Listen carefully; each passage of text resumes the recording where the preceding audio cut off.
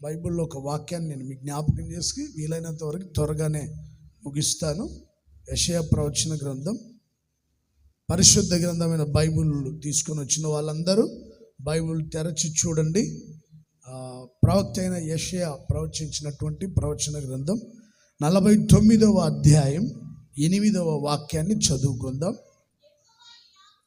యెహోవా ఇలాగున సెలవిచ్చుచున్నాడు, అనుకూల సమయమందు నేను నీ మొరను ఆలకించి నీకు ఉత్తరం ఇచ్చితిని. రక్షణ దినమందు నిన్ను ఆదుకుంటుని. బయలు వెల్లుడి అని బంధింపబడిన వారితోనూ, బయటికి రండని చీకటిలో ఉన్న వారితోనూ చెప్పొచ్చు. దేశమును చక్కబరిచి పాడైన స్వాస్థ్యములను పంచిపెట్టుటకై నిన్ను కాపాడి ప్రజలకు నిబంధనగా నియమించితిని. ఇక్కడ రాయబడిన మాట ఏంటంటే, మనం ధ్యానించే మాట, అనుకూల సమయమందు నేను నీకు ఉత్తరం ఇస్తాను. కరెక్ట్ టైంలో, రైట్ టైంలో, అనుకున్న సమయంలో, అనుకూల సమయంలో నీకు ఎప్పుడు ఏది అవసరమో, ఏ అక్కర ఉందో, ఏ ఇబ్బంది ఉందో, నీకు ఏది అనుకూలమో, అనుకూల సమయంలో నేను నీకు ఉత్తరం ఇస్తా, సమాధానం ఇస్తా, సహాయం చేస్తాను, ఆదుకుంటాను.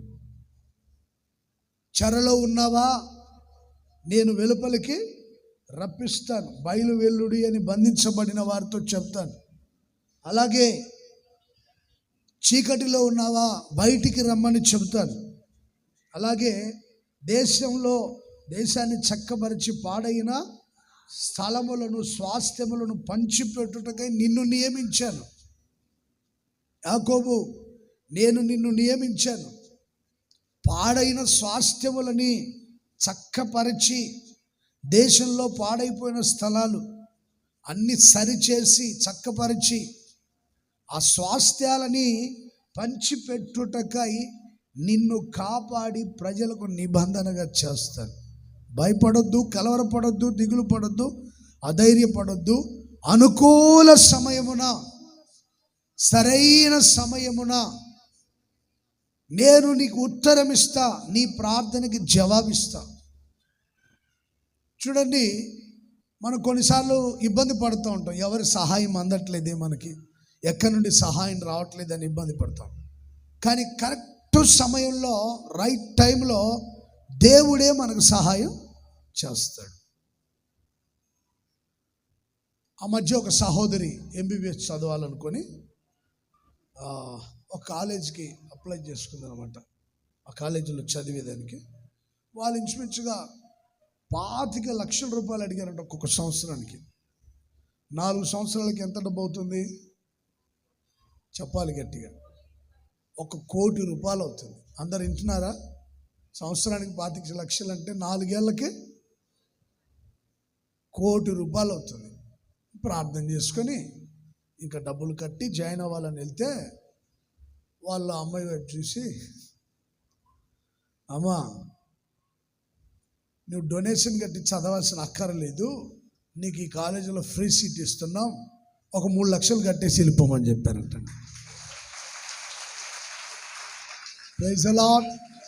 రైట్ టైంలో, సరైన సమయంలో వీళ్ళ ప్రార్థన ఆలకించిన దేవుడు రైట్ టైంలో, వాళ్ళకి అనుకూల సమయంలో వాళ్ళ ప్రార్థనకి జవాబిచ్చి సహాయం చేసి దేవుడే ఆదుకున్నాడు. సంవత్సరం అంతా, 4 సంవత్సరాలకి 1 కోటి రూపాయలు అవ్వాల్సింది ఒక 12-15 లక్షల రూపాయలతో చదువు అంతా అయిపోయేటట్లుగా. నీకేం ఇబ్బంది లేదు. నీకు కావాల్సినవన్నీ, చదువు కావాల్సిన ఏర్పాట్లు ఉన్నాయి ఇక్కడ. దానికి మాత్రం కొంచెం ఫీజు తీసుకుంటున్నాం. 25 లక్షలు కట్టాల్సిన అవసరం లేదు. 25 లక్షలు మరల ఎక్స్ట్రా 30 లక్షలు అవన్నీ ఏమవో, కొంచెం డబ్బులు కట్టేసి వెళ్ళిపోండి. ఇది దేవుడు సకాలంలో వాళ్ళకి అవసరాన్ని, వాళ్ళ యొక్క అక్కరని తీర్చి, వాళ్ళ ప్రార్థన ఆలకించి సహాయం చేశాడు అని దేవుని సన్నిధిలో సంతోషపడి సాక్షులుగా నిలవబడ్డారు. రైట్ టైంలో తన ప్రజలకి దేవుడు ప్రార్థనకి జవాబిచ్చి సహాయం చేసి ఆదుకొని కాపాడి సంరక్షించే దేవుడు మనం ఆరాధిస్తున్నటువంటి సర్వశక్తి గల దేవుడు. ప్రియ సహోదరులారా, నువ్వు ఎప్పుడు మొరపెట్టినా సరే అనుకూల సమయంలో ఉత్తరం ఇస్తాడు. నువ్వు మధ్యరాత్రి ప్రార్థన చేసావా, మధ్యాహ్నం ప్రార్థన చేసావా, ఉదయం ప్రార్థన చేసావా, ఆపదలు వచ్చినప్పుడు ప్రార్థన చేసావా, సంతోషంతో ఉన్నప్పుడు ప్రార్థన చేసావా, దిగులు విచారంతో ఉన్నప్పుడు ప్రార్థన చేసావా, ఏ సమయంలో ఎప్పుడు ఎవరి ద్వారా సహాయం చేయాలనుకున్నాడో దేవుడు నీ ప్రార్థనలన్నిటినీ ఆలకించి నువ్వు పెట్టిన మొర విని ఆయన ఉత్తరం ఇచ్చే దేవుడు, అనుకూల సమయంలో సహాయం చేసే దేవుడు మనం ఆరాధిస్తున్న దేవుడు. గత రాత్రి అంతా వర్షం పడింది, పగలంతా వర్షం పడింది, నిన్న రాత్రి కూడా ఇంచుమించుగా పడతానే ఉంది వర్షం. ప్రభా, ప్రజలందరూ వస్తారు, ఇబ్బంది పడతారు, ఎలా ప్రభా?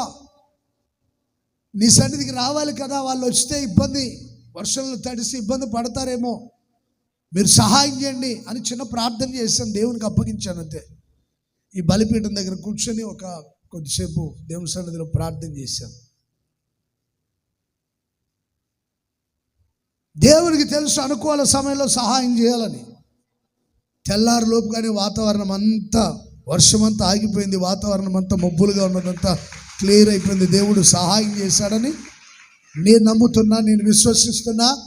ఇది నిశ్చయంగా దేవుడు చేసిన కార్యమే. Praise the lord. నేను మొరపెట్టాను, అనుకూల సమయంలో దేవుడు ఉత్తరం ఇచ్చాడంతే, అనుకూల సమయంలో సహాయం చేశాడంతే. ఓ దైవ సేవకుడు ఎప్పుడు యేసన్న గారిని దూషించేవాడంట, తిట్టేవాడంట. పబ్లిక్లో యేసన్న గారి పేరు చెప్పి మాట్లాడి దూషించేవాడంట. అది యేసన్న గారికి తెలిసింది. యేసన్న గారు పళ్ళు పెట్టమని నూరకుండా ప్రభాపాలను ఆయన మాట్లాడుతున్నాడంట. ఆయనకి నా ద్వారా, నాకు ఆయన ద్వారా సమాధానం కలగాలి. ఎప్పుడు మరలా మాట్లాడకూడదు అలా. నేను ఆయనతో సమాధానంగా ఉండాలని నేను కోరుకుంటున్నా. నా ద్వారా ఆయనకు అవసరం పడాలి, ఎప్పుడైనా అవసరం నేను తీర్చాలా. ఆయన నాతో సమాధానం పడాలంతే, నేను కూడా సమాధానం. ఆయన గొప్ప దైవజనుడు, ఆయన నేను తిరిగి తిట్టలేను. మాట నేర్పరి, గొప్ప ప్రసంగికుడు, తప్పులు పట్టేదానికి లేదు ఆయన ప్రసంగంలో, అంత గొప్ప దైవజనుడు. నేనా తిరిగి తిట్టలేను.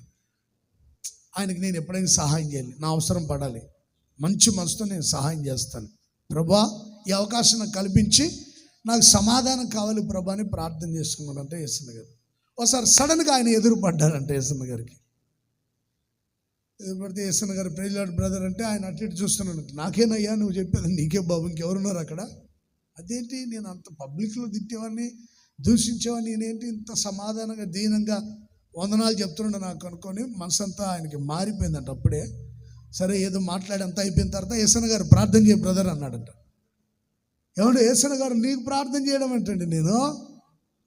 నువ్వే గొప్ప దైవజనుడివి, వేల మంది లక్షల మంది ప్రజలను రక్షించావు, వందల మందిని సేవకులు సిద్ధపరిచావు, వందల సంఘాలు స్థాపించావు, మంచి పేరు ప్రఖ్యాతలు ఇచ్చాడు, చాలా పాటలు రాశావు,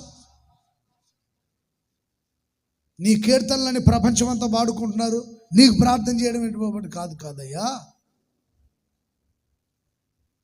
నువ్వు వచ్చావు నా దగ్గరికి, వెళ్ళేటప్పుడు వెళ్ళకుండా ప్రార్థన చేసేది బాబు, నేను ఎప్పుడైనా నీ దగ్గరికి వస్తే ప్రార్థన చేస్తాను, కానీ దేవుడు నీకు ఇచ్చాడు ఇప్పుడు అవకాశాన్ని సద్వినియోగం చేసుకొని ప్రార్థన చేసేది బాబు మా కోసం అంటే ఆయన గడగల్లాడిపోయాడంటండి. చేయండి అంటే ప్రార్థన చేశాడంట. యేసన్న గారు ప్రార్థన అంతా అయిపోయిన తర్వాత ఆయన జేబులో ఏదో కొంచెం డబ్బులు ఉంటే కానుక తీసి ఇచ్చాను. నాకెందుకండి కానుక ఇస్తున్నావు అంటే, నువ్వు ప్రార్థన చేసావు కదా, నీకు కానుక ఇవ్వాలి, నా కొరకు ప్రార్థన చేసావు కనుక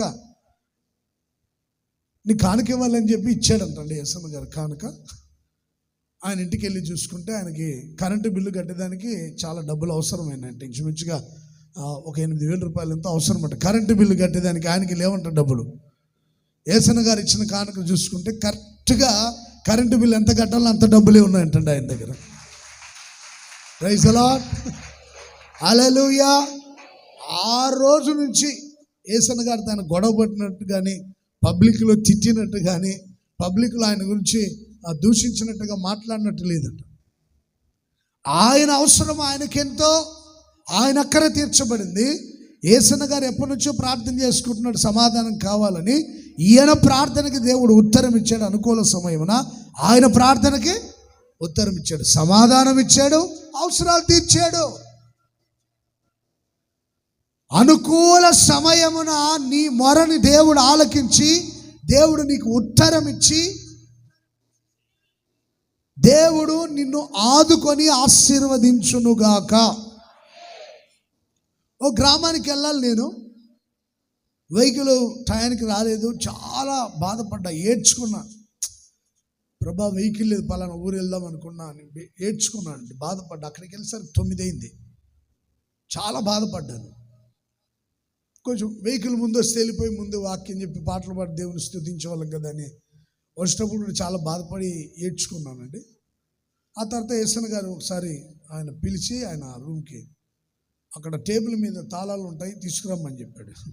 తీసుకొస్తే యేసన్న గారి చేతిలో పెట్టానండి. యేసన్న గారు ప్రార్థన చేసి చేయి జాపరు అన్నాడు. ఏంటనంటే ఇట్రా దగ్గర అని ఆ తాళాలను నా చేతిలో పెట్టి, పలానా చోట పలానా స్థలంలో అక్కడ ఒక కారు ఉంటుంది, ఆ కారుకు పలానా డ్రైవర్ ఉంటాడు, ఆ కారు నడిపే డ్రైవర్ని తీసుకొని వెళ్ళి సేవ చేయమని చెప్పాడండి. ప్రైజ్ ది లార్డ్, హల్లెలూయా.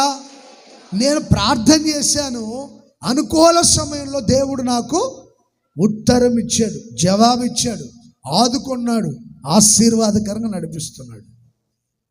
అనుకూల సమయం అంటే ఏదో ఆదివారం రోజు అనుకోవద్దు. అనుకూల సమయం అంటే ఏదో బుధవారం అనుకోవద్దు. అనుకూల సమయం అంటే వాగ్దాన కూడిక 1వ తేదీ అనుకోవద్దు. అనుకూల సమయం అంటే బల్లారాధన రోజు అనుకోవద్దు. అనుకూల సమయం అంటే ఏదో ఓల్ నైట్ ప్రేయర్, మహాసభలో, ప్రత్యేక ప్రార్థనలో, ఉపవాస ప్రార్థనలో, వాగ్దాన కూడికలు అనుకోవద్దు. ప్రతిరోజు అనుకూల సమయమే. దైవజనుడైన పౌలు చెప్పేటప్పుడు ఇదే మిక్కిలి అనుకూల సమయము, ఇదే రక్షణ. కొరింథీయులకు రాసిన 2వ పత్రిక 6వ అధ్యాయం 2వ వాక్యం చదవండి. 6:2. నీ మొర ఆలకించితిని,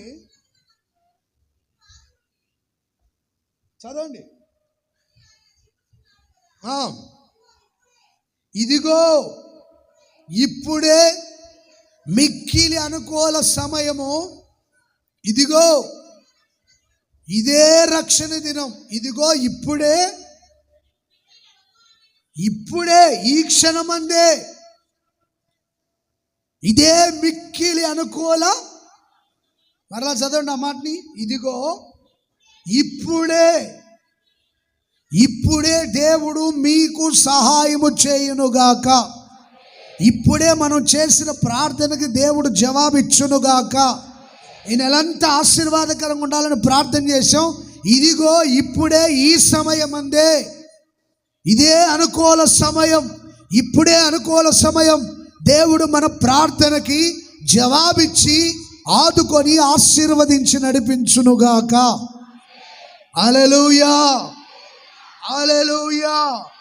బయలు వెళ్ళండి అని బంధించబడిన వారితో, వెలుపలికి రండి అని చీకటిలో ఉన్న వారితో దేవుడు చెప్పబోతున్నాడు. ఎవరు బంధించబడి ఉన్నారో దేవుడు వారిని వెలుపలికి రప్పించునుగాక. ఎవరు చీకటిలో ఉన్నారో వారిని బయటికి రప్పించునుగాక. హల్లెలూయా. ఎవరు దీనావస్థలను దిగజారిపోయారో, పాడైపోయిన స్థలములు చక్కబరిచి వాటి స్వాస్థ్యాన్ని దేవుడు వారికి ఇచ్చునుగాక. అందుకోసం మొరపెట్టి ప్రార్థించే మనల్ని దేవుడు ప్రత్యేకించునుగాక. హల్లెలూయా. ప్రజలందరికీ నిబంధనగా, ఆశీర్వాద కారకులుగా దేవుడు మనల్ని ఉంచునుగాక. Praise the lord. నువ్వు మొరపెట్టు, ప్రార్థన చెయ్యి, ఏ సమయమైనా ప్రార్థన చెయ్యి. ఇశ్రాయేలీలు తమను కష్టపెట్టుతున్న వారి చేతిలో నుండి విడిపించమని మొరపెట్టారు. రోజు కష్టపెడుతున్నారు. కాటాకూడు లోటా సాంబార్ అన్నట్టు అయిపోయింది వాళ్ళ బ్రతుకు. అంటే బంధించబడినట్టుగా అయిపోయింది. ఆకాశమందున్న దేవుడు వారి మొర విని వారికి ఉత్తరం ఇచ్చి ఇరుకులో నుండి విశాల స్థలాన్ని నడిపించాడు. మొరపెట్టారు. నిర్గమాకాండం 3వ అధ్యాయం 7వ వాక్యంలో మాట రాయబడి ఉంటుంది. ఐగుప్తులో ఉన్న నా ప్రజల బాధను నిశ్చయముగా చూసి తిని పనులలో తమను కష్టపెట్టు వారిని బట్టి వారు పెట్టిన మొరను వింటిని. పనులలో కష్టపెట్టిన వారు, కష్టపడుతున్నవారు. మీరు చేసే పనుల్లో కూడా మిమ్మల్ని ఎవరైనా కష్టపెడుతున్నారా? నువ్వు దుఃఖపడుతున్నావా, బాధపడుతున్నావా? దేవునికి మొర పెడితే ఆ మొర దేవుడు వింటాడు. పనులలో తమను కష్టపెట్టు వారిని బట్టి వీళ్ళు మొరపెట్టారు, కష్టపడుతూ మొరపెట్టారు. 2వ అధ్యాయం 23వ వాక్యంలో కూడా ఒక మాట ఉంటుంది, చదవండి. నిర్గమాకాండం 2:23.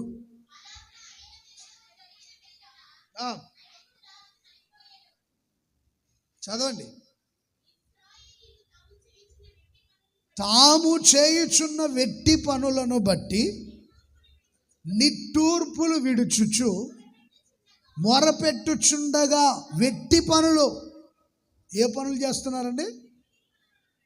కొంతమంది చెప్తుంటారు కదా, క్షణం తీరిక లేదు దమ్మిడి అంటుంటారు. సోమరు వాడు వెట్టి పనులు చేయాల్సి వస్తుందంట. కొంతమంది వెట్టి పనులు చేస్తూ ఉంటారు. వెట్టి చాకిరి అంటే దాని ద్వారా ఆదాయం ఉండదు, డబ్బు రాదు, వెట్టి పనులు చేస్తూ ఉంటారు. పనుల్లో శ్రమ పెట్టే వారిని బట్టి, వెట్టి పనులను బట్టి వారు మొర పెట్టగా ఆ మొర దేవుని సన్నిధికి చేరింది. వెట్టి పనులు చేస్తూనే ఉన్నారు, మొర పెడుతూ ఉన్నారు, కష్టపడుతున్నారు, కష్టపెట్టబడుతున్నారు, మొర పెడుతున్నారు. పని చేసి అలసిపోయి నిద్రపోట్ల వాళ్ళు చేసే పనుల్లో బాధ, కష్టం, దిగులు, విచారం ఎక్కువైనప్పుడు, ప్రభువా ఈ పనుల్లో, ఈ కష్టాల్లో నుండి విడిపించవా? యజమానులు వెట్టి పనులు చేపిస్తున్నారయ్యా, విడిపించవా? ప్రయోజనం లేని పనులు, పనికి రాని పనులు, వెట్టి పనులు చేపిస్తుంటారు కొంతమంది. మొర పెడుతూ ఉన్నారైనా దేవుడు వారి ప్రార్థన ఆలకించి అనుకూల సమయంలో వారికి జవాబిచ్చి, ఉత్తరం ఇచ్చి ఇరుకులుండి విశాల స్థలాన్ని నడిపించాడు. ఎర్ర సముద్రం దగ్గర మొరపెట్టారు. ఫరో అతని సైన్యానికి మిక్కిలి భయపడి దేవునికి మొరపెట్టారంట. నిర్గమకాండం 14వ అధ్యాయంలో విషయాలు రాయబడి 10వ వాక్యంలో.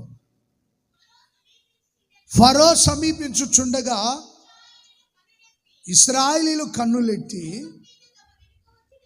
చూచి మిక్కిలి భయపడి దేవునికి మొరపెట్టారు. ముందేమో ఎర్ర సముద్రం ఉంది, వెనకేమో ఫరో సైన్యం ఉంది. మిక్కిలి భయపడి యెహోవాకు మొరపెట్టారు. Praise the lord. భయాలు, కలవరాలు.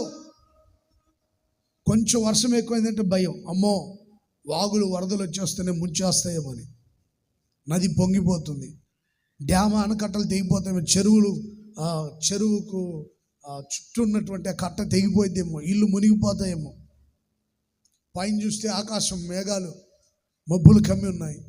ఇటు చూస్తే నీళ్లు, అటు చూస్తే చెరువులు, ఎదురు చూస్తే నదులు, అన్నీ పొంగిపోతున్నాయి. మిక్కిలి భయం. పరిస్థితులు అనుకూలంగా, ప్రతికూలంగా ఉన్నప్పుడు అనుకూలంగా, మనకి లేకుండా ప్రతికూలంగా ఉన్నప్పుడు భయం. మనం వెళ్ళాలనుకున్న గమ్యానికి చేరకపోగా వెనక శత్రువుల భయం. మిక్కిలి భయపడ్డారు. భయపడుతున్న వేళల్లో కూడా దేవునికి మొరపెట్టారు. కష్టపడుతున్న వేళలో కూడా దేవునికి మొరపెట్టారు. వెట్టి పనులు చేస్తూ కూడా దేవునికి మొరపెట్టారు.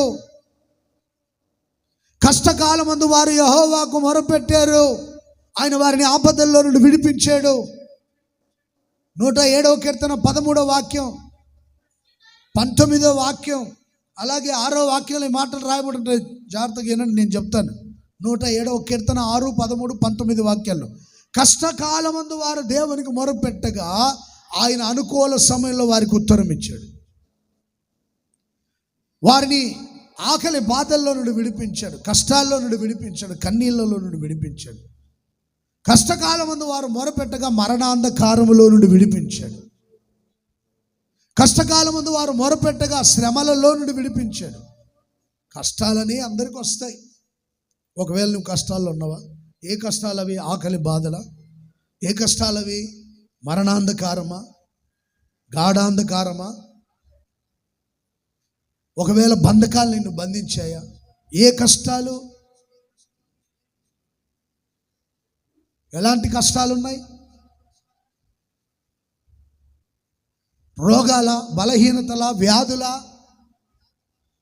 ఆ రోజున ఇశ్రాయేలుకి వచ్చాయి, ఈ రోజున ఆత్మ సంబంధం ఇశ్రాయేలుగా ఉన్న విశ్వాసులకి కష్టాలు వస్తున్నాయి. కష్టాలు వచ్చినప్పుడు దేవునికి దూరం అయిపోకూడదు, దేవుని సన్నిధిని విడిచిపెట్టకూడదు, అపోస్తల బోధని విడిచిపెట్టకూడదు, ప్రార్థన విడిచిపెట్టకూడదు, సహవాసాన్ని విడిచిపెట్టకూడదు. ప్రార్థన, సహవాసం, రొట్టె విరుచుట. ఇదిగో ప్రభు బల్లారాధన ఈరోజు రొట్టె విరుచుట మానకూడదు. ప్రైజ్ ది లార్డ్, హల్లెలూయా. ఎలాంటి కష్టం వచ్చినా దేవుని ప్రజలతో ఉన్న సహవాసాన్ని ఎప్పుడు విడిచిపెట్టకూడదు. ఎర్ర సముద్రం దగ్గర మొరపెట్టారు, ఐగుప్తులో మొరపెట్టారు, అలాగే కానాను యాత్రలో మొరపెట్టారు, కష్టకాలంలో మొరపెట్టారు.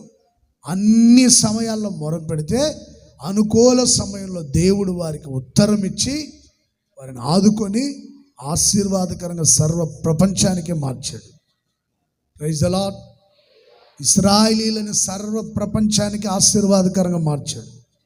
Praise the lord, hallelujah, hallelujah. ప్రియ సహోదరులారా, అనుకూల సమయంలో దేవుడు నీకు ఉత్తరం ఇస్తాడు. అయితే మొరపెట్టాలి, అయితే ప్రార్థించాలి. ఎవరో ప్రార్థన చేస్తారులే నా కోసం, నేను ఎందుకు ప్రార్థన చేయాలా అని అనుకోవద్దు. ప్రార్థించే నా భార్య ఉంది కదా, ఆమె చేస్తుంది ప్రార్థన. ప్రార్థించే పిల్లలు ఉన్నారు కదా, వాళ్ళు చేస్తారులే ప్రార్థనని నువ్వు తాగి తిరగకూడదు. ఇచ్చలవిడిగా ఇష్టం వచ్చినట్టుగా తిరగకూడదు. తిని నిద్రపోతుంటారు కొంతమంది సోమరిపోతులు, తిని అటు ఇటు తిరుగుతుంటారు, ఏ పని పాట ఉండదో. నువ్వు పని చేసినా పని చేయకపోయినా, కష్టపడినా కష్టపడకపోయినా, సమస్యల్లో ఉన్నా ఇబ్బందుల్లో ఉన్నా దేవునికి మాత్రం మొరపెడితే అనుకూల సమయమైన దేవుడు నీకు ఉత్తరం ఇవ్వబోతున్నాడు. ప్రైజ్ ది లార్డ్, హల్లెలూయా. నా మధ్యకాలం ఒక తల్లి ఫోన్ చేసింది, అన్నయ్య మా అబ్బాయి పుట్టినరోజు ప్రార్థన చేయమని. ఆడు స్కూల్కి వెళ్ళిపోయాడంట. ఉదయాన్నే చేస్తే నేను సిద్ధపడతా వేరే చోటుకి వెళ్ళేదానికి ఫోన్ తీయలేదు. తర్వాత ప్రయాణంలో ఉన్నప్పుడు ఫోన్ చేసి మాట్లాడదామని మాట్లాడితే అబ్బాయి స్కూల్కి వెళ్ళాడు అన్నయ్య, ఆడు పుట్టినరోజు అని చెప్పి మరలా వచ్చిన తర్వాత ఫోన్ చేపిస్తాను. వాడు వచ్చిన తర్వాత సాయంకాలానికి ఫోన్ చేయించాను. చిన్నపిల్లడు ఇప్పుడు పెద్దోడు అయిపోయాడంట. 14 ఏళ్ళు 13 ఏళ్ళు అట్లా వచ్చినాయి. ఫస్ట్ బర్త్డే కూడా నేను జరిపించినాడికి. తర్వాత 13 సంవత్సరాలు అయిన తర్వాత మరలా పుట్టినరోజు కానీ ప్రార్థన చేయించుకొని చేస్తే ప్రార్థన అయిన తర్వాత మాట్లాడుతూ వచ్చాను. అరే నువ్వేం అవ్వాలనుకుంటున్నావు ఏంటంటే ఆ తల్లి అడిగితే, ఏముందమ్మా నేను కూడా దేవుని సేవ చేయాలని అనుకుంటున్నా, నేను కూడా గొప్ప సేవ చేయాలనుకుంటున్నా అని చెప్పాడు. నిజంగా చెప్పరా నువ్వేం చేయాలనుకుంటా? సేవ చేయాలనుకున్నాను. సరే ప్రార్థన చేస్తాను. మేము లోకల్లో ఆంధ్రాలో, భారతదేశం ఆంధ్రాలో ఈ చుట్టుపక్కల ప్రాంతాల్లో తిరిగి సేవ చేస్తున్నావు, నువ్వు ప్రపంచ దేశాలు తిరిగి సేవ చేయాలని చెప్పాను నేను. ప్రైజ్ ది లార్డ్, హల్లెలూయా. నువ్వు ప్రపంచ దేశాలన్నీ తిరిగి సేవ చేయాలని చెప్తే ఆ తల్లి కూడా చాలా సంతోషపడింది. అన్నయ్య మా అబ్బాయి రోజు ఇప్పుడు మీతో ప్రార్థన చేసుకున్నాం కాబట్టి తెల్లారిన తర్వాత లేచి ప్రజలందరి కొరకు, సేవకులందరి కొరకు, మినిస్ట్రీ కొరకు, మరి ముఖ్యంగా తెలిసిన వాళ్ళందరూ పేర్లు పెట్టి ప్రతిరోజు మీ పేరు కూడా చెప్పి ప్రార్థన చేస్తానంటే నా హృదయం ఉప్పొంగిపోయింది. ఏదో నేను పుట్టినరోజుకి ఏదో ప్రార్థన చేసి వదిలేశాను అనుకో, ప్రతిరోజు నా కొరకు ప్రార్థించి ఇంత చక్కటి విశ్వాసాలు ఇచ్చావు ప్రభువా నీకు స్తోత్రం అని దేవుని అక్కడే నిలబడి నేను స్తుతించానండి. ప్రతిరోజు నా కొరకు కూడా ప్రార్థన చేసే పిల్లలు ఉన్నారంటే అంటే ఆ తల్లిదండ్రులు అలా నేర్పించారు. వాళ్ళు ప్రార్థన చేస్తారు, వాళ్ళ పిల్లలకు ప్రార్థన చేయడం నేర్పించారు. ఇంకొక అబ్బాయి అమెరికాకి వెళ్ళి ఫోన్ చేశాడు, అన్నయ్య ఉదయాన్నే లేచాను అన్నయ్య, లేచి పొద్దున్నే అందరి కొరకు ప్రార్థన చేశాను, యూట్యూబ్లో మన వాక్యాలు ఉంటాయి కదా, వాక్యాలు విన్నా చక్కగా ప్రార్థన చేసుకున్నానని చెప్తున్నాడు. నేను చాలా సంతోషపడ్డాను. అంటే అమెరికా వెళ్ళారు కదా ప్రార్థన మర్చిపోయారేమో అనుకున్నా. అంటే ఆశీర్వదించబడితే కొంతమంది అన్ని మర్చిపోతారు కదా, కొంతమంది కష్టాలు వస్తే అన్నీ మర్చిపోతారు, ప్రార్థన ఏముండదు. ఇక ఏదో ఆదివారం భక్తులు ఆచార భక్తులు ఉంటారే, వెళ్ళాలి కనుక వెళ్ళాలి, లేకపోతే పాస్టర్ గారు ఏమైనా అనుకుంటారేమో, చర్చికి వెళ్ళకపోతే కీడు జరిగిద్దేమో, ప్రార్థనకి వెళ్ళకపోతే ఏమైనా జరిగిద్దేమో అని ఆ భయంతో వచ్చే వాళ్ళు ఉన్నారు. నాకు ఎక్కువ వాళ్ళే కనపడుతుంటారు. ప్రార్థన మీద ఆసక్తి ఉండే వాళ్ళు వేరుగా ఉంటారు, వాళ్ళ కథ వేరుగా ఉంటుంది. ఒక 5 నిమిషాలు ఆలస్యమైంది, పరుగెత్తుకుంటూ వచ్చాను నేను దేవుని సన్నిధికి, పరుగులు ఎత్తుకుంటూ. అమ్మో ప్రార్థన సమయానికి వెళ్ళాలి, అక్కడికి ప్రారంభ ప్రార్థనలో ఉండాలి, పరిగెత్తుకుంటూ వచ్చాను. కొన్నిసార్లు ఆలస్యమైన నేను ప్రార్థన చేస్తూనే ఉంటాను. అంటే నేనేదో పెద్ద ప్రార్థన పరుని అని కాదు చెప్పేది, అంటే ప్రార్థించేవాడు ఎక్కడున్నా, మేం మాత్రమే కాదు చేసేది ప్రార్థన, మీ అందరూ చేయాలి. దేశ క్షేమం కొరకు, ప్రజల క్షేమం కొరకు, సంఘాల ఆశీర్వాద అభివృద్ధి కొరకు, దైవజనుల నిమిత్తం, మీ నిమిత్తం, మీ పిల్లల నిమిత్తం, మీ కుటుంబాల నిమిత్తం ప్రతిరోజు నువ్వు మొరపెడితే అనుకూల సమయంలో దేవుడు జవాబులు ఇవ్వబోతున్నాడు. అనుకూల సమయంలో దేవుడు ఉత్తరం ఇవ్వబోతున్నాడు. లేదా నువ్వు కలవరాల మధ్యలో, కన్నీళ్ళ మధ్యలో అలాగే కొట్టుమిట్టాల్సి వస్తుంది. నువ్వు ప్రార్థన మరవకుండా మొరపెట్టి ప్రార్థన చేయి, రైట్ టైంలో దేవుడు జవాబు ఇవ్వబోతున్నాడు. హల్లెలూయా, చెప్పాలి గట్టిగా హల్లెలూయా. ఏ సమయంలో ఏది నీకు ఎంత అవసరమో దేవుడు అది నీకు దయచేయునుగాక. ఏ సమయంలో నీకు ఎంత ఆర్థిక సహాయం అవసరం దేవుడు అది నీకు దయచేయునుగాక. ఏ సమయంలో దేవుడు ఎవరితో మాట్లాడాలనుకున్నాడో నీ సహాయం కోసం వాళ్ళని దేవుడు ప్రేరేపించునుగాక. Praise the lord. రైట్ టైంలో నువ్వు పెట్టిన మొరకి, నువ్వు చేసిన ప్రార్థనకి ఖచ్చితంగా జవాబు దొరుకుతుంది. ప్రార్థన మానొద్దు, మొరపెట్టడం మానొద్దు. ఎలాంటి ప్రతికూలతలైనా దేవునితో సహవాసాన్ని విడిచిపెట్టద్దు, దైవ సేవకులతో సహవాసాన్ని విడిచిపెట్టద్దు. దేవుని వాక్యం వినడం, చదవడం, ధ్యానించడం మానవద్దు. చదువు రాదా వినండి, చదవడం రాదా వాక్యం వినండి. పాటలు పాడడం రావా పాడేవాళ్ళు వాళ్ళు పాడుతున్నప్పుడు వినండి, ఆలపించండి. పాటలు పాడుతున్నప్పుడు ఆలకించండి, కుదిరితే వాళ్ళతో కలిసి పాడండి. ఇవన్నీ ఆత్మ సంబంధమైనటువంటి వ్యక్తులు చేసేటువంటి కార్యాలు. ప్రియ సహోదరులారా, నువ్వు ప్రతిరోజు ప్రతి సమయం ప్రార్థించగలిగితే నా దేవుడు మీ ప్రార్థనలకి అనుకూల సమయంలో జవాబులు దయచేయునుగాక. హల్లెలూయా, హల్లెలూయా. మనకు పరలోకమందు తండ్రి ఉన్నాడు. నా తండ్రి అని మనం మొరపెడితే ఆయన నా కుమారుడా అని మాట్లాడతాడు. కీర్తనీయుడైన దేవునికి నేను ప్రార్థన చేశానంటాడు దావీదు. దేవుడే నా రక్షణ కేంద్రం, బలమైన కోట, నా దుర్గము, నా శైలము, రక్షణ శృంగము. కీర్తనీయుడైన దేవునికి నేను మొరపెట్టాను. 18వ కీర్తన ప్రారంభ వాక్యం నుంచి 3వ వాక్యం వరకు మీరు ఇంటికి వెళ్ళిన తర్వాత చదువుకోండి. దేవుడే నా కేడము, దేవుడే నా శైలము, దేవుడే నా రక్షణ శృంగము, నా ఉన్నత దుర్గము, నా దేవుడు, నేను ఆశ్రయించిన నా దేవుడు, కీర్తనీయుడైన నా దేవునికి, పూజ్యనీయుడైన నా దేవునికి. మరొక బైబిల్లో రాయబడి ఉంటుంది పూజ్యనీయుడు. కీర్తనీయుడు అనే మాటకి పూజ్యనీయుడు అని. పూజారుడు అని ఒక పాట రాసినాడు యేసన్న గారు. ఒక పాటలో పూజారుడు అనే పదం పెట్టి ఉంటాడు. ప్రైజ్ ది లార్డ్, హల్లెలూయా. అగరబత్తిలు వెలిగించమని చెప్పట్లా, భక్తిగా క్యాండిల్స్ వెలిగించి రమ్మని చెప్పట్లా. ఇంకా ఎదగలేదు కొంతమంది. నీవు దేవుణ్ణి సన్మానించాలనుకుంటే ఆయన మాట విని వాటి ప్రకారం జీవిస్తే చాలు. నువ్వు దేవుని సన్మానించినట్టు, గౌరవించినట్లు, దేవునికి లోబడి జీవించినట్లు. Praise the lord. ఏదేదో భక్తి కార్యక్రమాలు నువ్వు చేపట్టాలని కాళ్ళకు చెప్పులు లేకుండా దరిద్రులుగా తిరగమని చెప్పే దేవుడు కాదు మన దేవుడు. కాళ్ళకు చెప్పులు లేకుండా దరిద్రులుగా తిరగండి, మోకాళ్ళ మీద నడిచి మోకాలు చెప్పులు పగలగొట్టుకోండి అని చెప్పాడని ఎక్కడైనా మీరు చెప్పండి.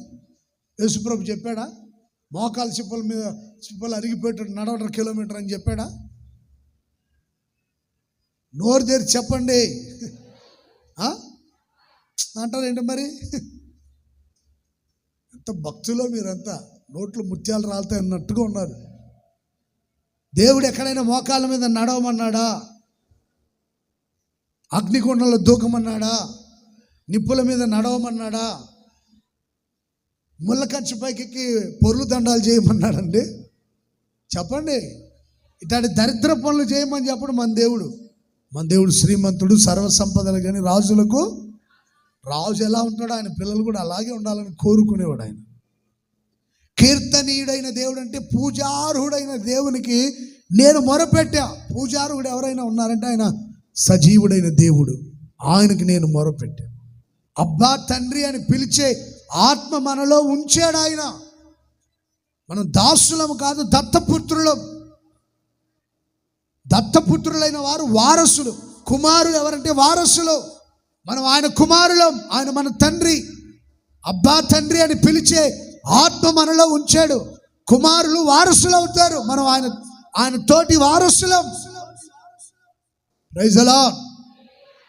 నా తండ్రి అని మొరపెట్టాలి, కీర్తనీయుడైన దేవాన్ని మొరపెట్టాలి, రక్షణ శృంగమ ఆశ్రయ దుర్గమాని మొరపెట్టాలి. నా కోట, నా శైలమా, నా దుర్గమాని నువ్వు మొరపెట్టగలిగితే, నువ్వు ఆయన ఆశ్రయించి నా తండ్రి అని మొరపెట్టగలిగితే నీ మొర దేవుని చెవులలో చొచ్చుతుంది. అనుకూల సమయంలో ఆయన దగ్గర నుండి నీకు జవాబు రాబోతుంది. ఎప్పుడో కాదు, ఇప్పుడే. ఇదే మిక్కిలి అనుకూల సమయం. నా దేవుడు ఈ దినమని ప్రార్థన ముగించేలోపుగా మీ ప్రార్థనలకు జవాబులు దయచేయునుగాక, మీ ప్రార్థనలకు సమాధానం దయచేయునుగాక, మన ప్రార్థనకు ఉత్తరం ఇచ్చునుగాక, చేసిన వాగ్దానాలు నెరవేర్చునుగాక, చాలిన దేవుడు గుండా ఆయన మహిమలో మన అక్కర్లన్నీ తీర్చునుగాక. ఇదిగో ఈ దినమందే ఇదే మిక్కిలి అనుకూల సమయం. ఈ అనుకూల సమయమున దేవుడు నీకు జవాబు దయచేయునుగాక. ఈరోజున చాలామంది ప్రార్థనలు ఎందుకు వినబడట్లా? అనుకూల సమయంలో దేవుడు ఎందుకు జవాబులు ఇవ్వట్లా? ఎప్పుడైనా మీరు ఆలోచించారా? నా ప్రార్థనకి జవాబు రావట్లేదండి పాస్టర్ గారు.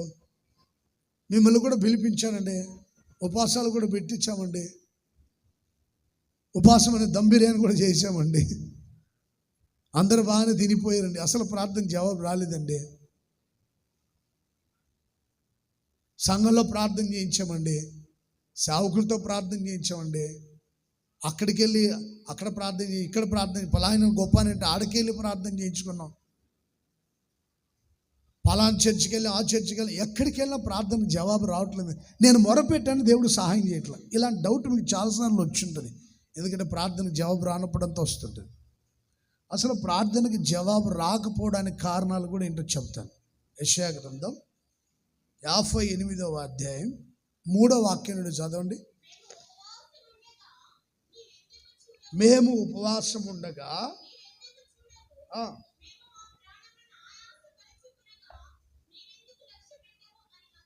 మేము మా ప్రాణములను ఆయాసపరుచుకొనగా నీవెందుకు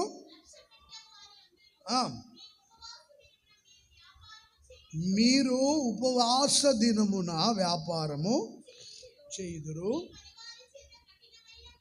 ఉపవాస దినమున వ్యాపారం చేస్తారు. ఉపవాసం అని చెప్పి వ్యాపారం చేయకూడదు. ఇక ఉపవాస ప్రార్థన అంటే ఉపవాస ప్రార్థనే, ఏ పని చేయదు. ఇక ఇన్నరా ఉపవాస ప్రార్థన అప్పుడు ఏ పని చేయకుండా వచ్చి ప్రార్థన చేసుకోండి. ఉపవాసం అని చెప్పి మళ్ళీ గుంటూరు వెళ్ళి రావాలి, హైదరాబాద్కి వెళ్ళి రావాలి, ఆ పని చేయాలి, ఈ పని వద్దు. ఉపవాసం అంటే ఒక పూట 2 గంటల దాకా ఉపవాసం ఉంటే 1 గంట దాకా ఉపవాసం ఉంది. 2 గంటల వరకు ఒక రోజు అంతా ఉండి ఎక్కడికి వెళ్ళదు, ఉపవాసం ఉండి ప్రార్థన చేసి. ఉపవాస దినమున మీరు వ్యాపారాలు చేయుదురు. పనివారి చేత ఉపవాసం అని చెప్పి కఠినమైన పనులు చేయించకూడదు. కఠినమైన పనులు ఉపవాస ప్రార్థన రోజున కఠినమైన పనులు ఏవి చేయించకూడదు. అనుదినం చేసుకునే పనులు వేరు, అవి వేరు. కఠినమైన పనులు చేయకూడదు. ఉపవాసం అని చెప్పి గోడ పగల కొట్టరా అనకూడదు. గొయ్యి తీసిపెట్టు, గోడలు పగల కొట్టు, అందరికి భోజనం చేసి పెట్టు అనకూడదు. ఉపవాస దినమున ఏ పని చేయకూడదు, కఠినమైన పనులు చేయించకూడదు. ఉపవాసం అని ప్రార్థన అని మొరపెడుతున్నామని చెప్పి మీరు కలహపడుచు వివాదములు చేయొచ్చు. ఏం చేస్తున్నారంట? అన్యాయముగా గుద్దులాడుచు. ఎందుకు ప్రార్థనకు జవాబు రావట్లేదంటే ప్రార్థన ఉపవాసం అని చెప్పి కొట్లాడుకుంటారంట. ఏదో ఇంటి దగ్గర కొట్లాడుకుంటే పర్లేదు, చర్చిల దగ్గర కూడా కొట్లాడుకుంటుంటారు. ఒక్కొక్కడికి పాముకు ముంగిసుకున్నంత పగ ఉంటుంది అన్నమాట, కోపం. చర్చికి భక్తులే వీళ్ళంతా. భార్య భర్తతో మాట్లాడదు, భర్త భార్యతో మాట్లాడు, తోటి విశ్వాసులతో మాట్లాడు. ముంగీసలు చూసినట్టు చూస్తుంటారు. మరలా ఆ పాము ఏమో బుస కొట్టినట్టు బుస కొడుతుంటాడు. ఒక్కొక్కటి పేరు చెప్పినా కొందరి మీద వాళ్ళ మీద వాళ్ళు బుస కొడితే పర్వాలేదు, సేవకుల మీద కూడా బుసలు కొడుతుంటారు. కొందరు బుస్సు అంటుంటారు. తల మీద దొక్కుతాడు దేవుడు, ఒకే తొక్కు, జాగ్రత్త. మరి బుసలు కొడుతున్నా బుస్స అని ఒకే తొక్కు దొక్కుతాడు. అంతే. సాతానుగా ఎక్కడ దొక్కాడు ఆయన? తల మీదే దొక్కాడు. ఊరికే బుస్సలు కొట్టొద్దు. బుస్సు అంటుంటారు కొంతమంది. ఏది చేత కాకపోయినా బుసలు కొడుతుంటారు. భార్య మీద, భర్త మీద, పిల్లల మీద, చివరికి ఆత్మీయుల మీద, అందరి మీద బుస కొడుతుంటారు. దేవుడు కొట్టకముందే జాగ్రత్త పడు. నువ్వు బుసలు కొట్టాలనుకుంటే ఉపవాస దినం వచ్చి ప్రార్థన చేసుకో, ఉపవాసం ఉండి. ప్రైజ్ ది లార్డ్, హల్లెలూయా. అన్యాయముగా పోట్లాడుకుంటారు, కొట్టుకుంటుంటారు అనమాట. ముఖం మీద కొడుతుంటారు కొంతమంది. అన్యాయముగా వివాదాలు, అన్యాయంగా కలహాలు, అన్యాయంగా పోట్లాట్లు, అన్యాయంగా గుద్దులాడుకోవడం, పోట్లాడుకోవడం. మరలా ప్రార్థన రోజు భక్తిగా వచ్చి ప్రార్థన చేసుకుంటా అందరు కళ్ళు మూసుకున్నాడు. అమ్మ ఏమనుకోబా, క్షమించమ్మా, నీకు స్తోత్రం అని చెప్పి మళ్ళీ అందరు కళ్ళు మూసుకున్నప్పుడు వెళ్ళి చెయ్యి పట్టుకొని ఈమె చెయ్యి ఊపి ఇలా, ఇది బల్లారదు వర్షంలో కూర్చోబెడతాగా. ఇక్కడ నాకు అలాంటి వాళ్ళు ఎవరికి కనపడలే. మరి సమాధానంగా ఉన్నారని నేను అనుకుంటున్నా. మరి సమాధాన పరిచే ఆత్మ కూడా లేదేమో మరి నాకు అర్థం కావట్లేదు. బల్లారదు రోజు అందరు కళ్ళు మూసుకుంటే వీళ్ళు వెళ్ళి బ్రదర్, సారీ బ్రదర్, ఏమనుకోవద్దు, క్షమించు బ్రదర్ అని అడుగుతుంటారు. ఇక్కడ నాకు ఎవరు కనపడలేదు అలాంటి వాళ్ళు. మరి అంటే అందరూ సమాధానంగా ఉన్నారని అర్థమవుతుంది.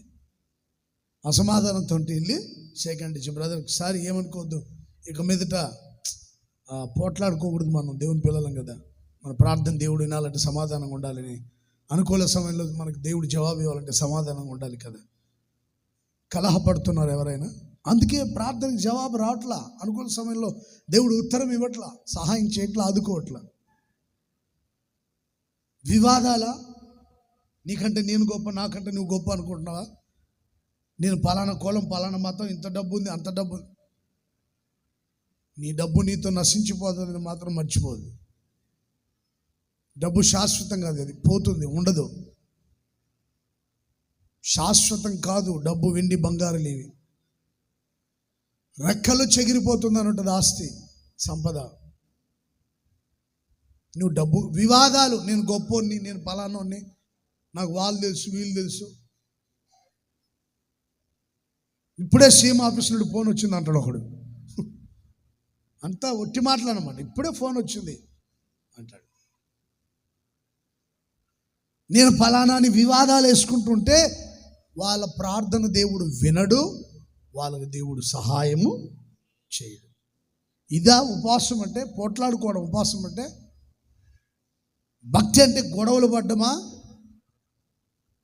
ప్రార్థనలో కూర్చున్నంతసేపు బాగానే ఉంటారు, బయటికి వెళ్తే చాలు కొంతమంది ఒక దురాత్మ ఆవరించినట్టుగా ప్రవర్తిస్తుంటారు. కొంతమంది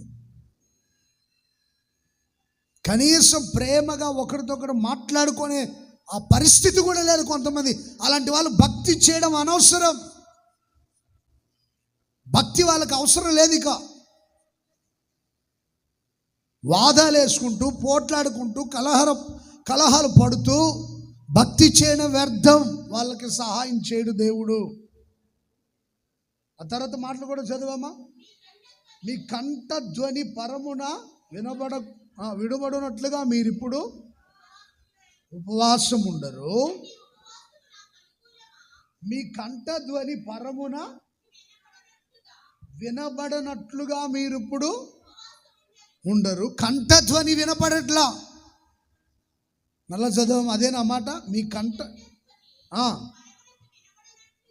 వినబడునట్లుగా మీరిప్పుడు దేవుని సన్నిధికి మీ స్వరం వినబడేటట్లుగా ప్రార్థించాలి. ప్రైజ్ ది లార్డ్, హల్లెలూయా. పరమునకు మీ కంఠస్వరం వినపడినట్లుగా ఉపవాసం ఉండరు.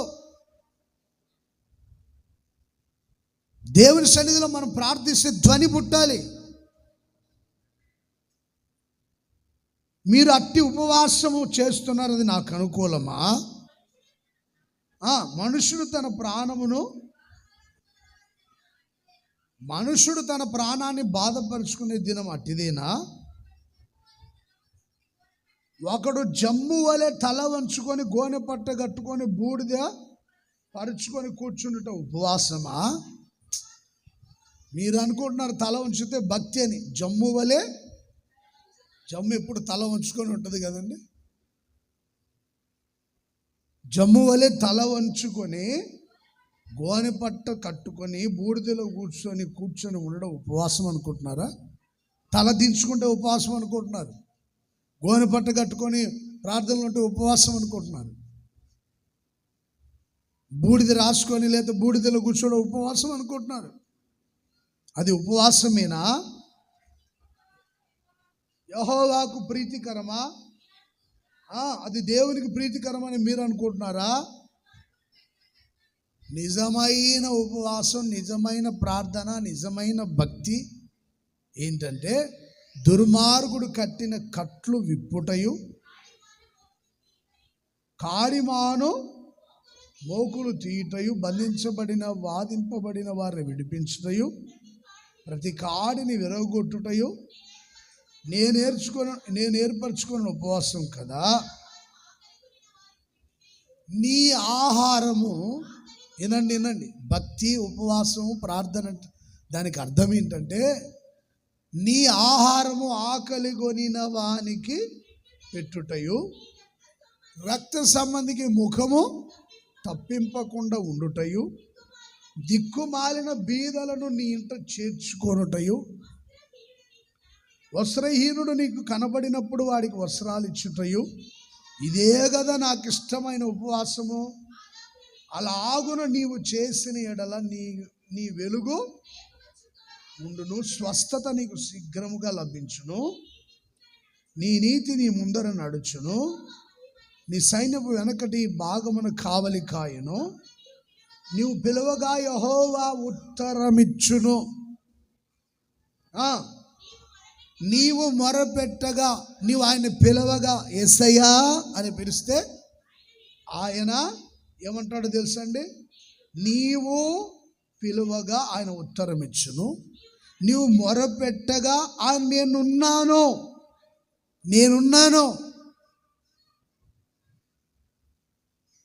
Praise the lord. Praise the lord. చెప్పండి గట్టిగా, నేను ఇక్కడ ఉన్నాను.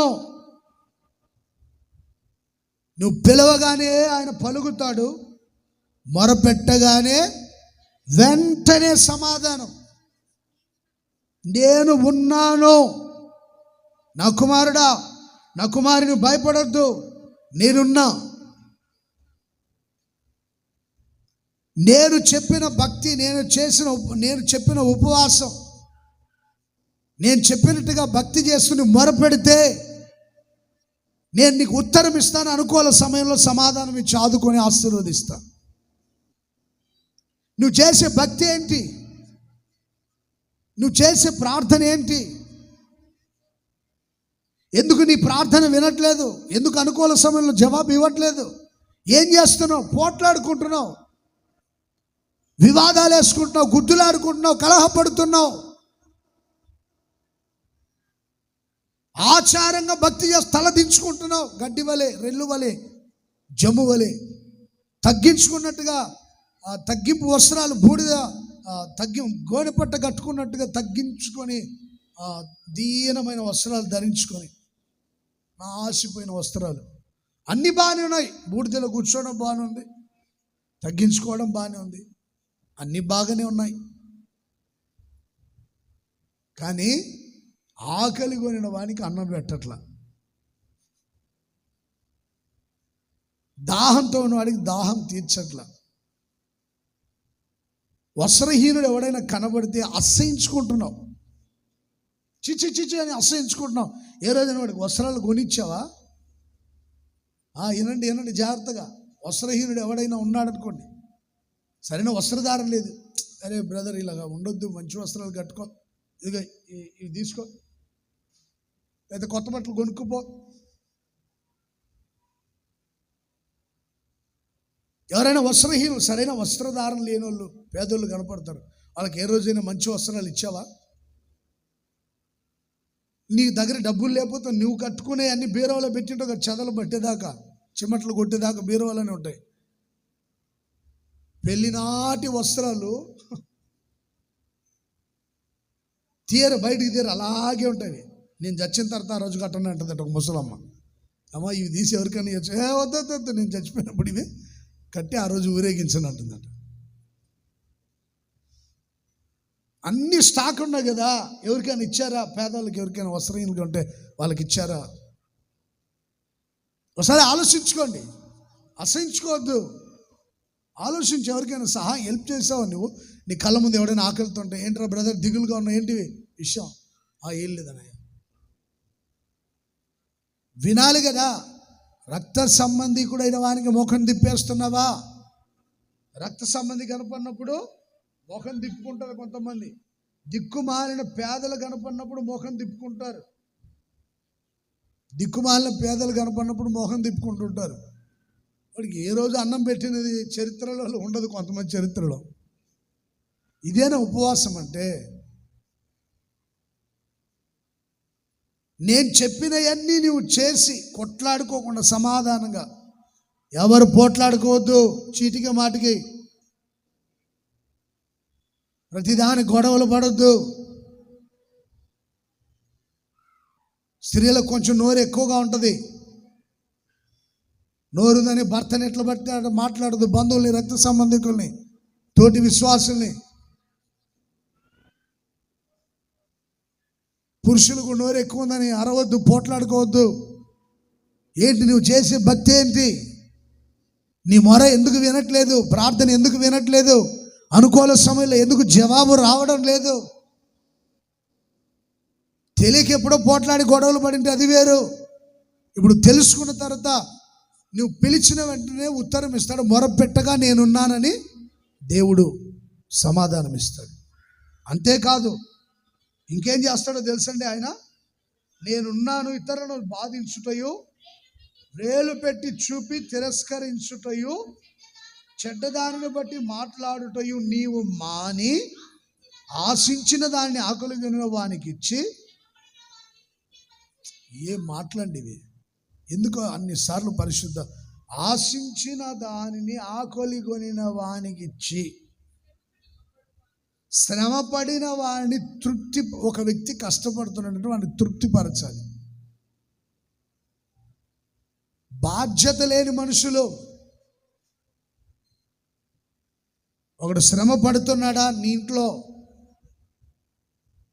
ఆకలితోన్నాడా, వాడు ఆశించింది వానికి ఇచ్చి నీవు తృప్తిపరిచిన ఎడల చీకటిలో నీ వెలుగు, అంధకారములో నీకు మధ్యాహ్నం వలె ఉండును. యెహోవా నిన్ను నిత్యము నడిపించును, క్షామకాలమున ఆయన నిన్ను తృప్తిపరిచిన ఎముకలను బలపరచును. నీవు నీరు కట్టిన తోట వలన ఎప్పుడు ఉగుచుండు, నీటి ఊట వలన ఉండెదవు. Praise the lord. నేను నీ మొర వింటా, నీ ప్రార్థన వింటా. నీరు కట్టిన తోట వలె ఉగుచుండు, నీటి ఊట వలె నిన్ను ఆశీర్వదిస్తా. నీ చీకటి వెలుగుగా మారుతుంది, అంధకారం మధ్యాహ్నం వలె మారుతుంది. క్షామకాలం నువ్వు తృప్తి పొందుతావు, నీ ఎముకలకి సత్తువ కలుగుతుంది. నిత్యము దేవుడు నిన్ను నడిపించబోతున్నాడు. హల్లెలూయా. నువ్వు మొరపెట్టగా అనుకూల సమయంలో నేను ఉత్తరం ఇస్తాను. ఈ రోజున ప్రార్థన వినబడకపోవడానికి కారణాలు ఇవి. ప్రార్థన వింటున్నాడంటే ఇదిగో ఆకలి కొనిన వానికి ఆహారం ఇవ్వాలి, వస్త్రహీనుడైన వానికి వస్త్రాలు ఇవ్వాలి, పేదవాడు వచ్చినప్పుడు వాని ఇంట చేర్చుకోవాలి. అంటే పేదోళ్ళందరి ఇంట్లో కూర్చోబెట్టమని చెప్పట్లా. నీ కంట పడినప్పుడు నువ్వు ఎంత ప్రార్థన చేసినా, దేవుడు చెప్పిన ఈ నియమాలు పాటించకుండా నువ్వెంత మొర పెట్టినా నీ మొర వినబడదు. వినబడాలంటే ఆయన పెట్టిన నియమాలు, ఆయన చెప్పిన భక్తి, ఆయన చెప్పిన ఉపవాసం ఏంటో ఆ నియమాలు పాటించాలి. ఎవరైనా నాతో కూడా కలిపి, మీరైనా నేనైనా నాతో కలిపి చెప్తున్నా. క్రైస్తవులు చేయాల్సిన భక్తి ఏదో తలకు ముసుకేసుకొని తల దించుకొని కూర్చునేది కాదు. భక్తి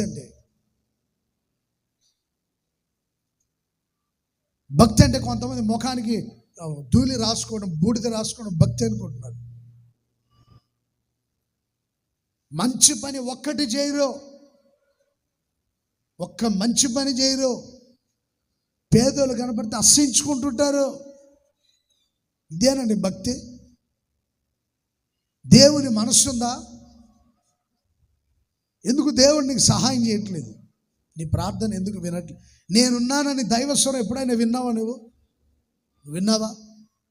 నువ్వు మొరపెట్టినప్పుడు దేవుడు వచ్చి నీ వెనుతట్టి నేనున్నాను, నా కుమారుడు భయపడొద్దని ఆయన చేతి స్పర్శ ఏ రోజున గుర్తించావా? ఒకసారి ఆలోచించుకోండి. దేవుడు వెనుతట్టి ధైర్యపరిచిన ఆ సందర్భాలు ఆత్మీయులకు తెలుసు. ఎన్నోసార్లు దేవుడు నన్ను బలపరిచి ధైర్యపరుస్తూ వచ్చాడు. ఆయన చేతి స్పర్శ, ఆయన స్వరం ఎప్పుడైనా వినగలిగారా? ఆ స్థితి లేదు. క్రైస్తవ సంఘాల్లో దిగజారిపోతున్నారు, స్వార్థంతో బ్రతుకుతున్నారు. నేను బాగుంటే చాలు, ఎవడేమైపోతే నాకేంటి, ప్రతి కాడిని విరగొట్టాలి. అది భక్తి. మొరపెడితే దేవుడు సమాధానం ఇస్తాడు. ఎవడి మీదైనా కాడి మోపబడి ఉంటే అది విరగొట్టబడాలని ప్రార్థించు. నీకు సఖ్యమైతే దాన్ని విరగొట్టు, చేతనైతే. చేత కాకపోతే ప్రార్థించు, దేవుని చేతికి అప్పగించు. దేవుడు బలవంతుల్ని లేపుతాడు, పరాక్రమవంతుల్ని లేపుతాడు, మాటగాండ్రులను సిద్ధపరుస్తాడు. వాళ్ళు విరగొడతారు కాడిని. Praise the lord. Hallelujah, hallelujah. ఈరోజు నువ్వు పెట్టిన మొరకి దేవుడు ఎందుకు ఉత్తరం ఇవ్వట్లేదు? అనుకూల సమయంలో ఎందుకు జవాబు ఇవ్వడం లేదు? ఎందుకు దేవుడు నిన్ను ఆదుకోడి ఆశీర్వాదకరంగా మార్చుకుపోవడానికి కారణం ఏంటంటే పోట్లాట్లు, తగాదాలు, వివాదాలు, సహాయం చేయలేని పరిస్థితి. ఎవడైనా సహాయం చేస్తే మళ్ళీ వాడికి పేర్లు పెట్టేది, వివాదాలు వేసుకోవడం. కొంచెమైన గ్రహింపు ఉందా? కొంచెమైనా గ్రహింపు ఉందా? మాట్లాడేటప్పుడు చాలా జాగ్రత్తగా మాట్లాడాలి. నేనైనా మీరైనా. దేవుడు నీకు అనుకూల సమయంలో జవాబు దయచేయునుగాక. నువ్వు పెట్టిన మొర దేవుడు విని ఉత్తరం ఇచ్చునుగాక. నువ్వెప్పుడు ప్రార్థన చేసిన దేవుడు నీ ప్రార్థనకు జవాబు దయచేయునుగాక. హల్లెలూయా. ఎంతసేపు దోచుకొని దాచుకొని గొప్పోళ్ళు అయిపోవాలని ఆలోచన పెట్టుకోవద్దు. నువ్వు గొప్పోడవాలనుకున్నాడు దేవుని చిత్తమైతే ఆయన నిన్ను తీసుకెళ్ళి ఉన్నత స్థితిలోనే ఉంచుతాడు. Praise the lord.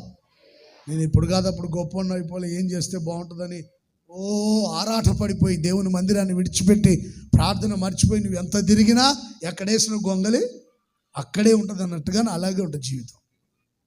సర్వస్వం దేవునికి అప్పగించుకొని అసలు ఈరోజు ఆరాధన జరుగుతుందా, ప్రజలు వస్తారా రారా అని కొంచెం టెన్షన్ పడ్డాను. అయితే ఆ బలిపీఠం దగ్గర అక్కడికి వచ్చి చాలాసేపు ప్రేర్ చేసుకుని దేవునికి అప్పగించాను. నీ చిత్తంలో ఉండాలనుకుంటే ప్రజలు రావాలని ప్రార్థన మాత్రం చేశాను.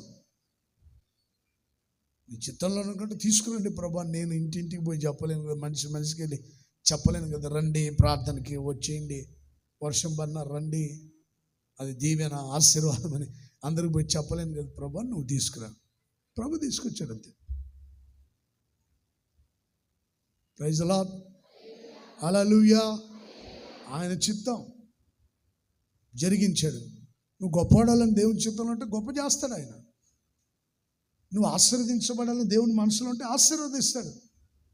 నువ్వు తపన పడాల్సిన అవసరం వాళ్ళు మోసాలు చేసి లంచాలు తీసుకొని అర్థమవుతుందండి.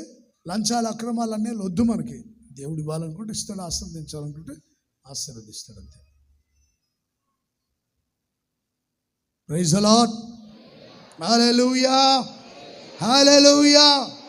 అనుకూల సమయమున దేవుడు మన ప్రార్థనలకి దేవుడు జవాబిచ్చి సమాధానం దయచేయునుగాక. ఒకే ఒక మాట చెప్తాను, మిగతా విషయం తర్వాత చెప్తాను. యాకోబునకు దేవుడు ఆయన పెట్టిన మొర విని దేవుడు ఆయనకి సహాయం చేసినట్టుగా బైబిల్లో రాయబడి ఉంది. ఆదికాండం 35వ అధ్యాయం 5వ వాక్యాన్ని ఒకసారి చదువుకుందాం. ఆదికాండం 35 3వ వాక్యం. తన ఇంటి వారితోనూ తన యొద్దనున్న వారందరితోనూ కుమారులతో కుమార్తెలతో తన భార్యతో పిల్లలతో తన యొద్దన్న వారందరితో దాసదాసీలతో తీసి పారవేసి మిమ్మల్ని మీరు శుద్ధీకరించుకోండి. వినండి, మిమ్మల్ని మీరు శుచిపరచుకోండి, సరి చేసుకోండి, శుద్ధీకరించుకోండి, మీ వస్త్రములను మార్చుకోండి, మీ యొద్దనున్న విగ్రహాల్ని పారవేసి పక్కన పెట్టి, సెల్ ఫోన్ ఒక విగ్రహం, దాన్ని స్విచ్ ఆపి బ్యాగులో పెట్టి, అర్థమవుతుందా? అర్థమవుతుందా? సెల్ ఫోనే ఒక విగ్రహం. చర్చిలో వీడియోలు చూస్తుంటారు, ఇంటికి వెళ్ళినప్పుడు చూస్తుంటారు, ఇక్కడ ఎస్ఎంఎస్లు పెడుతుంటారు, అక్కడ పోయిన చాటింగ్లు చేస్తారు, ఎక్కడ పోయిన చాటింగ్ పనులు, ఒక విగ్రహం అయిపోయింది అది. స్విచ్ ఆపేసి బ్యాగులో పెట్టేయాలంతే ప్రార్థనకు వచ్చేటప్పుడు. Praise the lord. Praise the lord. నేను ప్రార్థనకి వెళ్ళానంటే అసలు ఫోన్ పక్కన పడేస్తాను, ముందు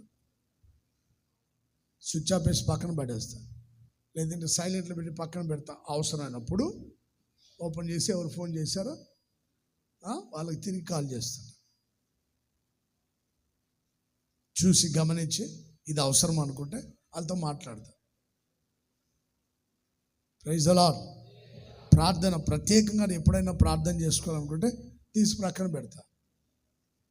ఇంకా ఆదివారం రోజు అంటావా, ఈరోజు ప్రభువుని కలిసి ఆయనతో మాట్లాడి ఆయన చెప్పే మాటలు విని దేవుని ఆరాధన చేసే ప్రత్యేక దినం అని చెప్పి ప్రక్కన పెడతాడు.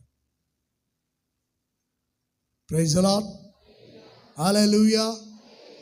చెప్పండి గట్టిగా, హల్లెలూయా. హల్లెలూయా. ప్రియ సహోదరులారా, దేవుని సన్నిధిలో దేవుని కలిసేటప్పుడు మీ యొద్దనున్న విగ్రహాలన్నీ ఏది విగ్రహం నీకు? Cell phone. కొంతమంది వాళ్ళకి సెల్ ఫోన్ ఉందని తెలిసేదానికి రింగ్ టోన్ పెద్ద సౌండ్ పెట్టింటారు. అదేది బాక్సుల్లో గొట్టాల్లో వచ్చినట్టు వస్తుంటుంది రింగ్ టోన్. నాకే ఫోన్ ఉందో చూడండి రా బాబు అని. కామన్ సెన్స్ ఉండదు కొంతమందికి, తెలివి తక్కువ మనుషులు. అది ప్రార్థనకు వచ్చి కూడా పెద్ద హారన్స్లో వచ్చినట్టు వస్తుంది సౌండ్. కొంతమందికి సౌండ్ వచ్చినప్పుడు దాన్ని ఎలా ఆపాలని కూడా తెలియదు, కానీ ఫోన్ మాత్రం ఉంటుంది. అడుక్కు తినే వాళ్ళ దగ్గర కూడా ఉన్నాయి ఫోన్లు. అరే పెళ్లి జరుగుతుంది, రండిరా బాబు అందరు రండి, ఇక్కడ ఫ్రీగా భోజనం అందరికీ అని అడుక్కునే వాళ్ళు కూడా ఫోన్లు చేసుకుంటుంటారు. నీకేంటి ఉంటుంది, అడుక్కునే వాళ్ళకు కూడా ఉంటుంది. కించపరచట్లా నేను వాళ్ళని, వాళ్ళ అవసరాన్ని బట్టి కొనుక్కొని వాళ్ళందరూ మాట్లాడుకొని పోగవుతున్నారు. వాళ్ళకి మనకి ఇంకా తేడా ఏంటి? దేవుని మందిరానికి వచ్చినప్పుడు చాలా జాగ్రత్త ఉండాలి కదా. ఫోన్ ఒక విగ్రహం తీసి పాడే పక్కన పెట్టేదాన్ని, శుచపరుచుకో. నోరు ఎలా ఉంది? వస్త్రధారణ, వస్త్రములు, మీ వస్త్రాలు మార్చుకోండి. రోజు వేసే వస్త్రాలు కాదు, కొంచెం తెల్ల వస్త్రాలు వేసుకొని దేవుని సన్నిధిలో కనపడండి. మంచి వస్త్రాలు ధరించుకొని దేవుని సన్నిధికి రండి. మీ వస్త్రములను మార్చుకోండి, దేవుని సన్నిధికి వెళ్దాం. మంచి వస్త్రాలు ధరించుకొని విగ్రహాలు ప్రక్కన పడేసి దేవుని సన్నిధికి వెళ్దాం. నా శ్రమ దినమున నాకు ఉత్తరం ఇచ్చి నాకు తోడై ఉండిన దేవునికి ఒక బలిపీఠం కట్టి అక్కడ దేవుని ప్రత్యక్షత కొరకు ప్రార్థించాలి. వెళ్దాం పదండి. నా శ్రమ దినమున నేను మొరపెట్టినప్పుడు నాకు ఉత్తరం ఇచ్చిన దేవుడు, అనుకూల సమయంలో నాకు సహాయము చేసిన దేవుని సన్నిధికి వెళుదాము రండి. నేను మొరపెట్టాను, నా దేవుడు నాకు ఉత్తరం ఇచ్చాడు, అనుకూల సమయంలో సహాయం చేశాడు. అక్కడికి వెళ్ళి బలిపీఠం కట్టి ఆయన ఆరాధన చేద్దాం రండి. నా ప్రార్థనకి జవాబిచ్చిన దేవుని ఆయన ప్రత్యక్షత కొరకు అక్కడికి వెళ్దాం రండి అని కుటుంబస్తులందరినీ బేతేలుకి తీసుకొని వచ్చాడు. శ్రమ దినమున మొరపెట్టినప్పుడు ఉత్తరం ఇచ్చిన దేవుడు, రైట్ టైంలో సహాయం చేసిన దేవుడు, యాకోబునకు సహాయం చేసిన దేవుడు మనందరికీ సహాయం చేయునుగాక. శ్రమ దినమున ఎక్కడొచ్చింది శ్రమ? యాకోబుకి మొట్టమొదటిగా తన అన్న ద్వారా ప్రారంభమైంది శ్రమ. ఆదికాండం 27వ అధ్యాయం 41వ వాక్యం చదవండి. దీవెన నిమిత్తమై ఏశావు పగ పెంచుకున్నాడట. అక్కడ స్టార్ట్ అయింది శ్రమ. ఎవరు పగ పెంచుకుంది? గట్టిగా చెప్పాలి. ఏశావే పగ పెట్టుకున్నాడు, సొంత అన్నే. అక్కడ స్టార్ట్ అయింది శ్రమ. తండ్రి ఆశీర్వదించాడు. అంతకుముందు ఇద్దరు బాగానే కలిసి వెళ్తున్నారు వాళ్ళ నాన్నగారు ఇచ్చిన దీవెనను బట్టి. అందుకని తండ్రులు ఎప్పుడు సమానంగానే పిల్లల్ని దీవించాలి. Praise the lord. ఆ రోజులంటే అది సరిపోయింది. ఇప్పుడు మీరు తండ్రులు అయితే పిల్లలకి సమానంగా దీవెనలు ఆశీర్వాదాలు పంచాలి. తేడా చూపించారనుకో గొడవలు పోట్లాట స్టార్ట్ అవుతాయి. యోసేపు మీద అన్నలకు ఎందుకు పగ పెంచుకున్నట్టే వాడికి విచిత్రమైన వస్త్రం గుట్టించాడు అంతే, అందుకు వచ్చి స్టార్ట్ అయింది. అందుకని పిల్లలందరికీ ఒకే రకమైన డ్రెస్, ఒకే రకమైన చెప్పులు, ఒకే రకమైన వాచ్, ఒకే రకమైన కళ్ళజోడు, ఒకే రకమైన తీస్తుంటారు. కొంచెం కలర్ వేరుగా ఉంటుంది తప్ప. Praise the lord. హల్లెలూయా. అంతేకాదండి, చిన్నప్పుడు తల్లిదండ్రులు అంతా పిల్లలకి ఒకే డ్రెస్.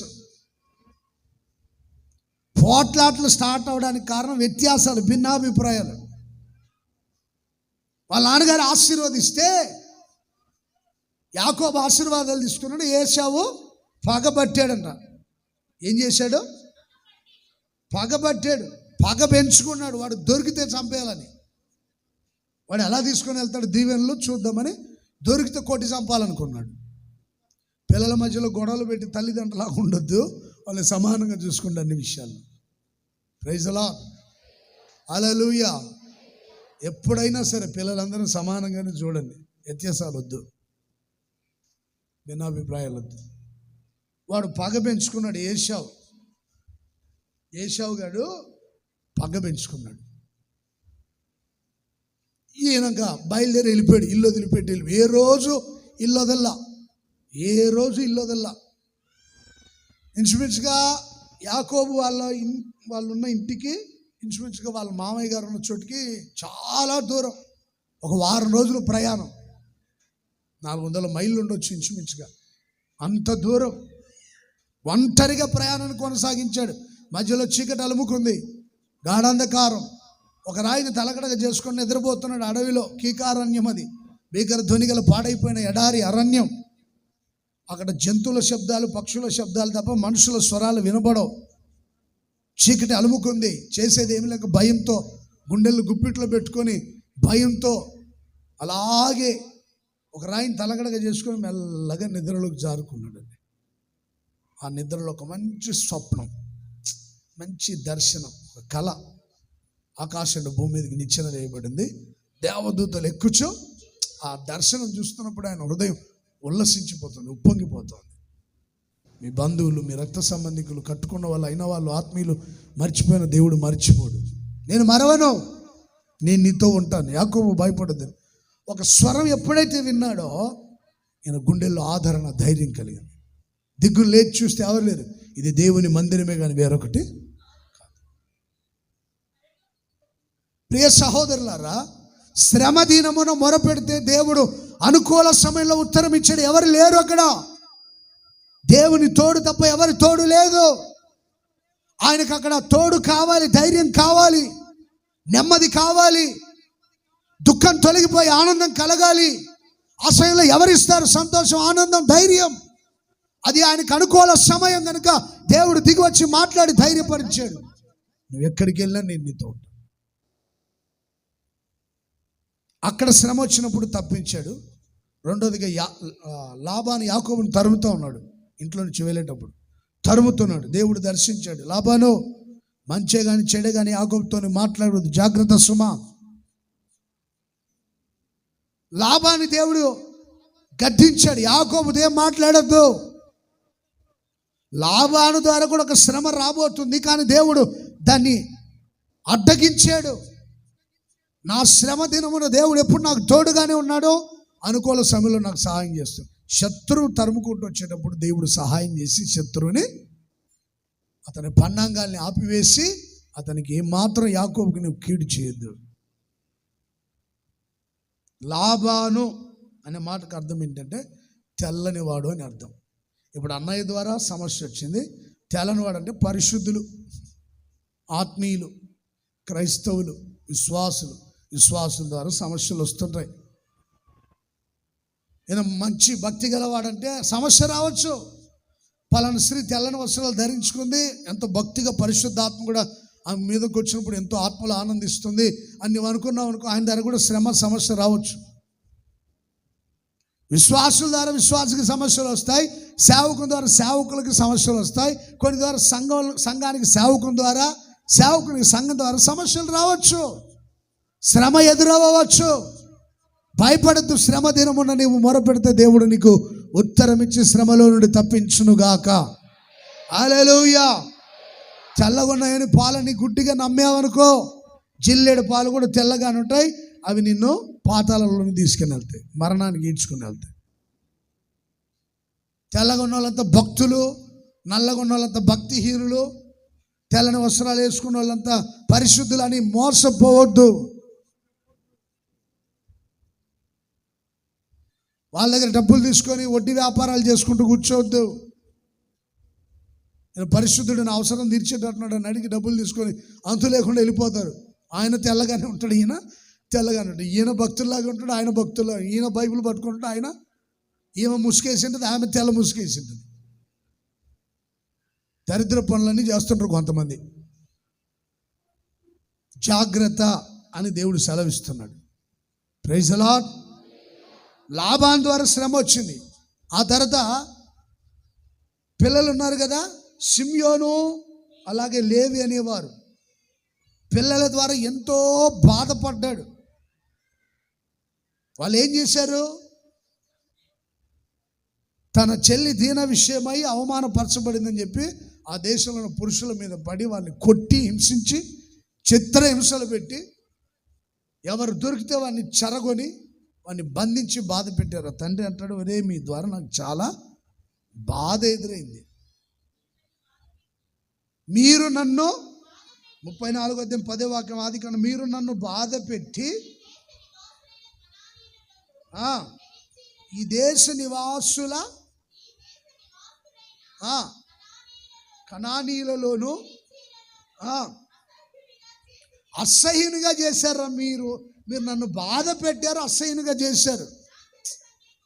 పిల్లలే కొన్నిసార్లు తల్లిదండ్రులు అవమానపరుస్తుంటారు. మీరు నన్ను బాధ పెట్టారు, అసహ్యునిగా. కొంతమంది అట్లా ఫోకస్ చేస్తారు. కొంతమంది పలానోడు దుర్మార్గుడు అని ఫోకస్ చేస్తారు, అసహించుకునేటట్టుగా చేస్తారు. పలానామె దుర్మార్గురాలు అని అసహించుకునేటట్టు చేస్తారు అనమాట. నాకు శ్రమ ఎదురైంది, మీ ద్వారా ఏం మేలు జరగలేదు, మీరు నన్ను బాధ పెట్టారు. ప్రజల మధ్యలో యాకోబా అసహ్యుడు, పిల్లల్ని పెంచుకోవడం చేత కాలేదు, దుర్మార్గుడు, పిల్లల్ని పెంచడం, ప్రార్థన చేయించడం వాళ్ళకి నేర్పించలేదు. ఆయన తండ్రేనా, ఈమె తల్లేనా? అసహ్యునిగా చేశారు. కొంతమంది పని అదే. ఈ సిమియోను లేవి చేసిన పని అది. పలానాడు మంచోడు కాదు, ఫోకస్. పాస్టర్ గారు మంచోడు కాదు, డబ్బున్నోళ్ళ పక్షాన్ని మాట్లాడుతుంటాడు, ఫోకస్. అర్థమవుతుందా? ఇక్కడ ఎవరంత పెద్ద డబ్బున్నోళ్ళు ఉన్నారులేండి. ప్రైజ్ ది లార్డ్, హల్లెలూయా. కొంతమంది దేవుడు ఆశీర్వాదకరంగా నచ్చాడు, కొంతమంది ఆ పూట పని చేసుకుంటూ జరిగే వాళ్ళు ఉన్నారు. ఫోకస్ అనమాట. పాస్టర్ గారు డబ్బున్నోళ్ళని ప్రేమిస్తుంటాడు అని. పాస్టర్ గారు పేదోళ్ళని ప్రేమించడు, డబ్బున్నోళ్ళతోనే మాట్లాడుతుంటాడు, వాళ్ళని ప్రేమిస్తుంటాడు. కొంతమంది మాట్లాడుతుంటారు, నాలుగుకి ఎముక ఉండదు కదా, ఇది పడితే అది మాట్లాడుతుంటారు, తెలివి తక్కువ మాటలు.